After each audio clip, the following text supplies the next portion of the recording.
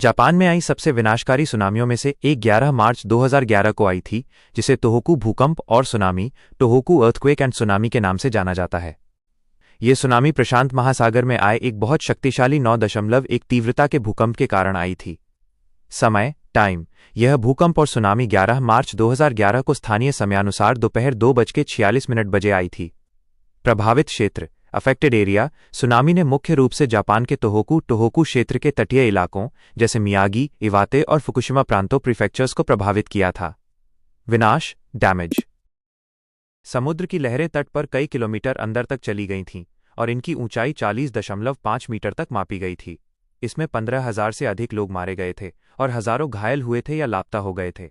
लाखों इमारतें, घर और बुनियादी ढांचे इंफ्रास्ट्रक्चर नष्ट हो गए थे। फुकुशिमा परमाणु आपदा, फुकुशिमा न्यूक्लियर डिजास्टर, सुनामी की लहरों ने फुकुशिमा दाइची परमाणु ऊर्जा संयंत्र को भी क्षतिग्रस्त कर दिया था, जिससे एक बड़ी परमाणु दुर्घटना हुई। यह चेरनोबिल आपदा के बाद सबसे गंभीर परमाणु घटना थी। जापान एक भूकंप प्रवण अर्थक्वेक प्रोन क्षेत्र है और वहां समय समय पर छोटे बड़े भूकंप और सुनामी आते रहते हैं, लेकिन 2011 की घटना सबसे गंभीर में से एक थी। 2011 की सुनामी में जापान को भारी नुकसान हुआ। जनहानि, लगभग 15,000 से 20,000 लोगों की मौत हुई या वे लापता हो गए। आर्थिक नुकसान, अनुमानित $220 बिलियन $220 अरब से अधिक का आर्थिक नुकसान हुआ, जो इसे इतिहास की सबसे महंगी प्राकृतिक आपदाओं में से एक बनाता है। अन्य क्षति, फुकुशिमा दाइची परमाणु संयंत्र में बड़ा हादसा हुआ जिससे कोर मेल्टडाउन हुआ। 1 लाख से अधिक घर पूरी तरह से नष्ट या क्षतिग्रस्त हो गए। 2011 की जापान सुनामी में हुए घरों के नुकसान का आंकड़ा बहुत बड़ा था। रिपोर्टों के अनुसार पूरी तरह से नष्ट हुए घर 1,20,000 से अधिक घर पूरी तरह से ध्वस्त हो गए थे। क्षतिग्रस्त हुए घर 10 लाख से अधिक घरों को गंभीर या आंशिक नुकसान पहुंचा था।